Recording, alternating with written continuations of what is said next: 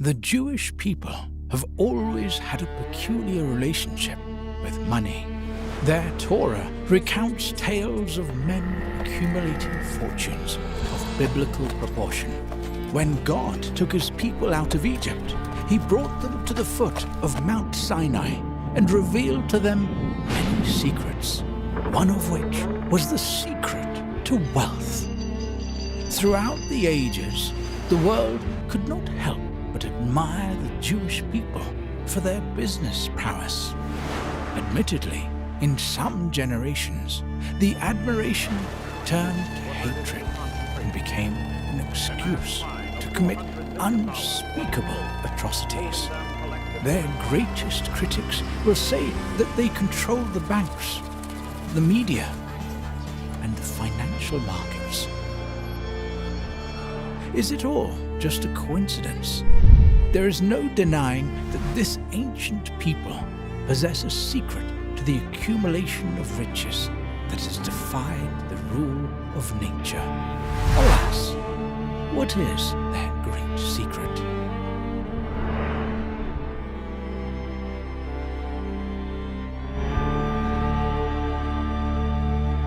I've always been fascinated with money.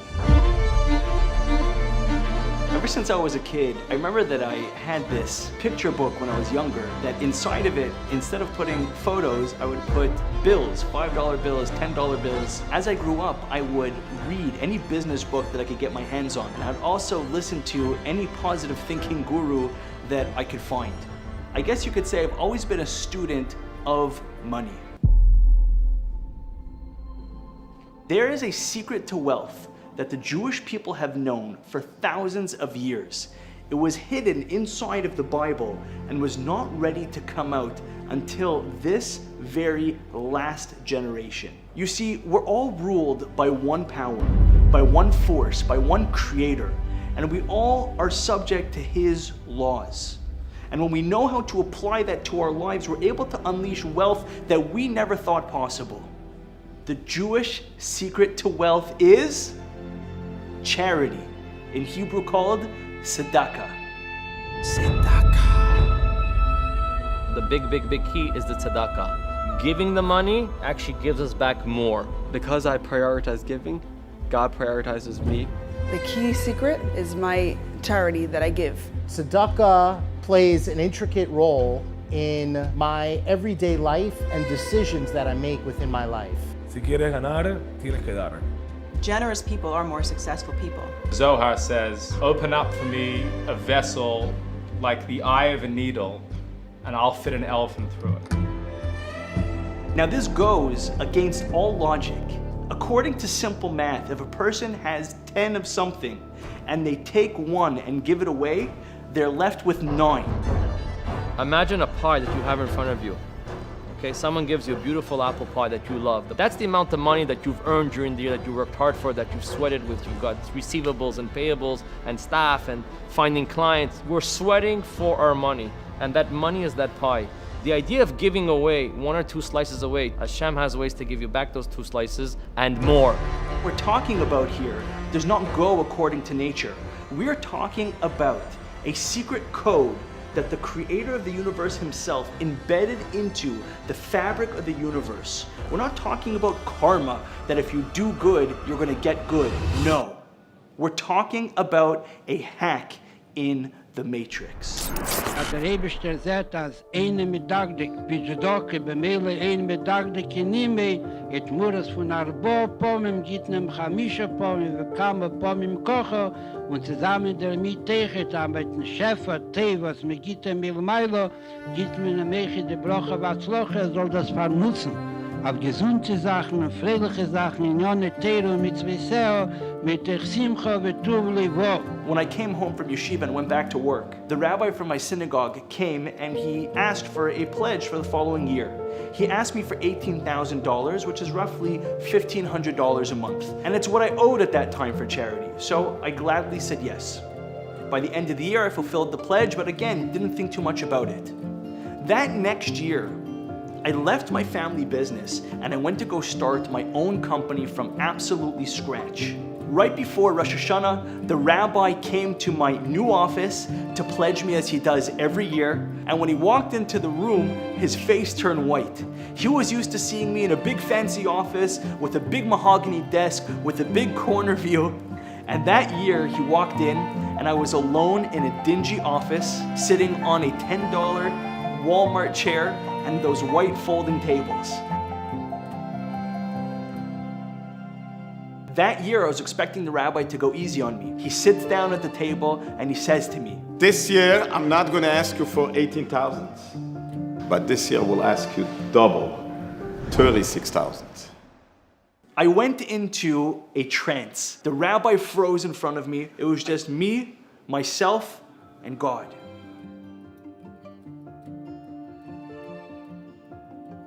And at first I was angry. I was saying to myself, how could he do this to me? He knows that I'm starting fresh. He knows how hard it is. How could he ask such a big ask? But then I thought to myself, if this is all true, then God is not going to hurt me for giving charity. In der Tag in Cheshbenis, wenn gehe zu Tzedake, darf sein nicht verbunden mit Zeichel.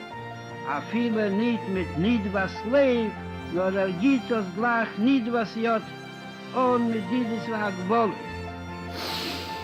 I came out of the trance. One single tear ran down my cheek, and I said one word. Okay.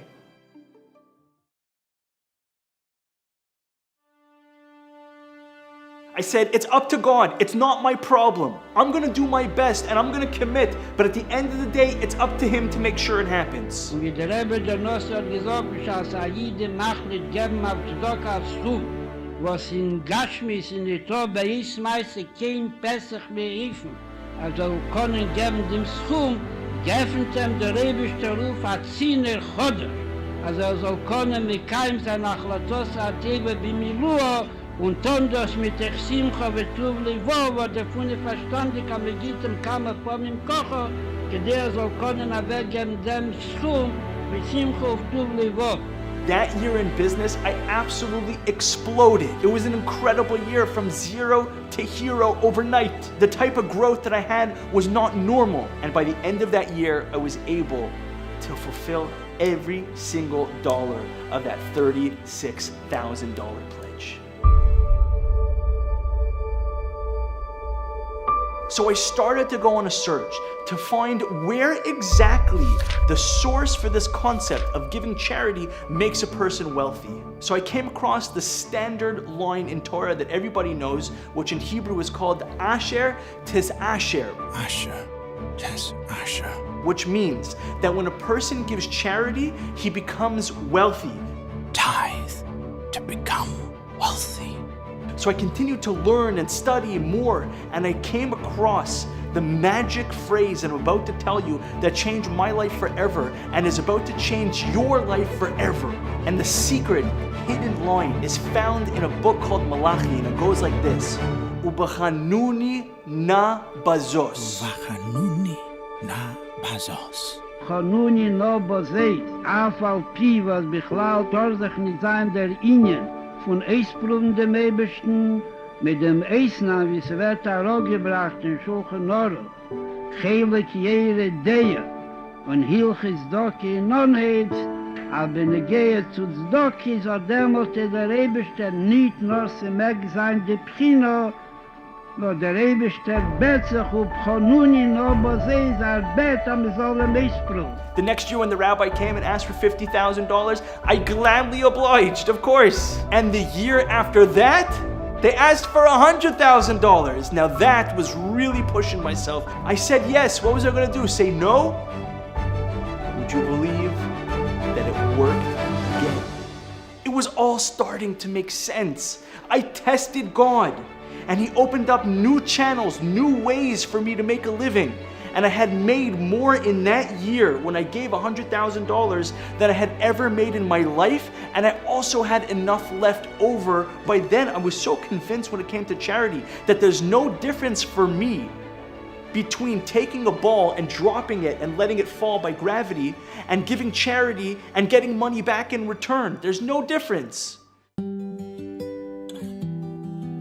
As I started documenting and talking more about my experience with charity, all of a sudden, from all around the world, people would reach out to me, telling me about their stories, their miracles that they themselves saw. So the first time that we gave charity in a way that I would describe as making us slightly uncomfortable was Ida and I went to a class at Chabad of Ohio State University. They were hosting Rabbi Yossi Jacobson, YY. We were super inspired. He spoke about a number of things, one of the things being giving and the importance of giving. We walked up to Rabbi Jacobson. We said, Rabbi, your message is fantastic, it's powerful, and it needs to be heard by the world. Why don't you start a website, an online yeshiva, and we will underwrite it. And I had no idea what the financial commitment would look like. The dollar amount was, tens of thousands of dollars to start it, build it, fund it. I was extremely uncomfortable. Ida was uncomfortable, but we felt like this is really important. Hundreds of thousands of people could potentially be learning and growing as a result of this, and we did it. Every year we would give more, and we were testing Hashem. Every year we would see clearly those results. When you give for fun and for free, with no expectation of getting anything in return, and what you get after almost becomes just like the cherry on top. It was COVID, everyone was cash tight. I was especially cash tight. I was coming out of a sabbatical in Israel where I had very little income. And I decided to put in a donation in that was well above my means at the time. And less than a year later, I closed probably the biggest cash deal of my life, and blew my mind. The fact that God had reimbursed me not only with the fund amount, but also that he rewarded me, so to speak, with 10x was phenomenal to me. I had a friend came up to me, told me, Alberto, are you giving, how much are you giving? Do something. Calculate 20%. And I'm like, you crazy? How can I give 20%? Just do it. If you wanna continue to be a guy who's, paying your bills and doing okay. But if you wanna go strong, it's a 20%. After that day, I liked what he said. And I separated 20%. I cannot explain how that opened up the possibilities of businesses. I did find myself at a point where I had gotten divorced, and now I was running a home as a single parent. It became a struggle to give as freely as I did in the past. Even if it was kind of a challenge, I always benefited on the flip side. So I would get a tax refund that year, or I would have the opportunity to work at another job. So I always found that even in giving, God will ultimately reward you. It was our first Shabbat, or maybe second Shabbat in the community, and we're at Kiddush, and I meet this guy, and I'm talking to him, and we're having some drinks, and Rabbi Korn comes over, and he's pouring whiskey for everyone, and he says, Yaakov, make sure that this guy gives good donations this year. And I laugh it off. What am I gonna do? So I decide to joke. Whatever you give, I'll match. I had no clue how much he had given. So it turns out that he had committed $18,000 for the year. That was, 5 times more than any donation I had ever given. What am I gonna say? I just hoped and prayed that I'll be able to give it, and I meant it. Somehow, with God's incredible blessing, I was able to give that much and more. The year after, I gave at least 5 times that amount. The thing I realized at that time that still sticks with me is we're just a vessel for creating wealth and serving as a channel for God to get it into the hands of those who need it. People often ask me, what's your secret to success? So yes, I do a ton of networking. I work really, really hard. But the key ingredient is my charity that I give. I really feel that has enabled me to scale, and things that don't even make sense have been working out. Like, it's beyond comprehension. I've been in many businesses, everything from shoes, textiles. Our last business has been the most successful one. We made sure that everything that came in, we were gonna give 10% tzedakah. And I believe that it's been successful because of us taking so seriously giving charity. My story with charity begins a few months ago. I was at the gravesite of the Rabbi Rivnitz in Monsey, New York. I had a big project that I was working months and months to get it, and I didn't see a path to getting a signature on my contract. And I told for the Rabbi that if I'm going to get it, I will donate my charity from this project for his schools. 5-6 days later, and this is already after months of back and forth, I got in my inbox a signed contract. It was signed on my terms and everything started rolling from there. This was like a very special moment for me. Just 5-6 days after promising charity, all of a sudden, boom, the contract was signed. A close friend of mine reached out to me and he's like, I have a friend of mine, he lives across the country, he has no money, his parents have no money, no one has any money, he needs help. So I was like, sure, whatever he needs, I'll take care of it. And I supported him for the entire year. And it came to a point at the end of the year, I wanted to go back to Israel. I needed money to get there. I was short $5,000. I went to a friend of mine and I'm like, hey, this is the situation. Within 3 days I had 5,000 plus plenty extra to get me through the entire year. And it was just so clear to me that that was literally me giving to someone else. God gave right back to me. Our minds are so small and it's only us that limit the capacity of Hashem. And once we do that, Hashem says, okay, Adkan, I'm gonna stop here. But in your mind, if you say, no, Hashem is bigger, He's greater, it's endless, then Hashem says, okay, you'll see.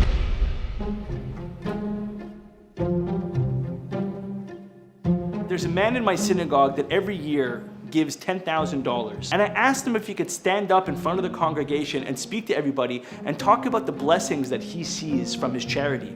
But he told me, Beryl, I can't, because I don't see any blessings from my charity. And this really bothered me because I'm the guy that pledges him every year. So how could it be that he doesn't see it? And I went home and I thought about it and I did the math. And the reason why he's not seeing the blessings from his charity is because he's not giving enough. He only gives $10,000, which means that God only has to give him $40,000 that is left for him to keep. Der Ewigste sagt, am Schaße seiner Chamisches Lepare, mit der Gemma Chemisch, auf die, wo der Ewigste darf sich speisen. Is unter dem und hat viel mal als sehr viel Lecher. Als ich steht es vor.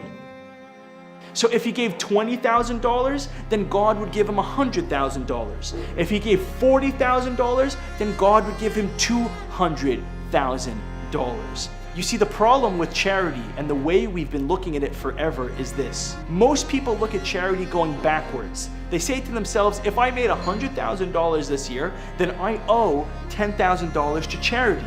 The problem is, if a person makes $100,000 after tuition, after rent, after food, after insurance, and after a vacation, he has no money left. He might even be in debt. He doesn't even have $10,000 left over to give to charity. So he's not even doing that bare minimum. Here came the Lubavitcher Rebbe and changed everything and flipped it completely on its head. Instead of looking backwards at what you made to determine what you owed to charity, he challenged us to look forward and make a pledge and decide how much money we want to make for the upcoming year. And based on how much our pledge is, that's how much we're going to make. As machshava teva, HaKadosh Baruch Hu mitzarfa lemaise, abishar sid betracht, as geht on a gute Sach.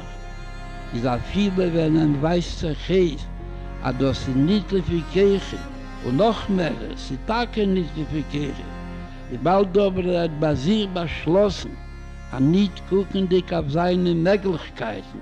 Wie bald kommt an a Teva zweiten Linien. Afol Pi, was jener ist an Nosche, wird Ton de Teva mit Messias Nefesh, ist a sichere Sache, der Eberste wird ihm helfen, soll können mit Malle sein unter die Achlotte.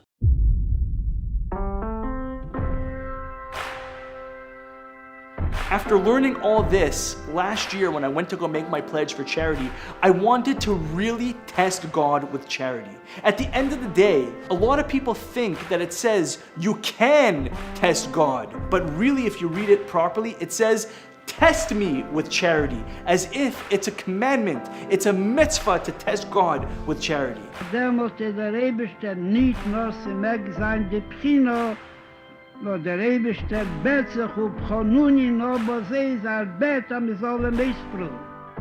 So this year, instead of going up by 18,000 or 36,000, I decided to really test God and see if this thing is true once and for all. I pledge $250,000. And what do you think happened? True to his word, A new business was formed, my executive coaching firm, that not only paid off the $250,000 pledge, but left me, thank you God, with plenty left over, that I was able to do it with joy and with happiness. Just goes to show, when you test God in charity, you're gonna see incredible miracles in your life. I now want to give you the exact method that you could start applying this in your life exactly where you are right now, right here. Step 1, you make a pledge to institutions that the foundation is based on God. Now, disclaimer, the pledge that you make should not be irresponsible, and it should be within the world of reality. But from the same time, the pledge should be something that pushes you beyond what you're comfortable giving. Step 2 is you write a document to the institutions that you're pledging to, telling them the exact amount of money that you're going to be pledging for the next year. And then step 3 is every single month, you send a check out to those organizations. My personal favorite is writing post-dated checks and giving them at the beginning of the year, so I take myself out of it. And what you are about to do is testing God with the greatest mitzvah that there is, which is charity.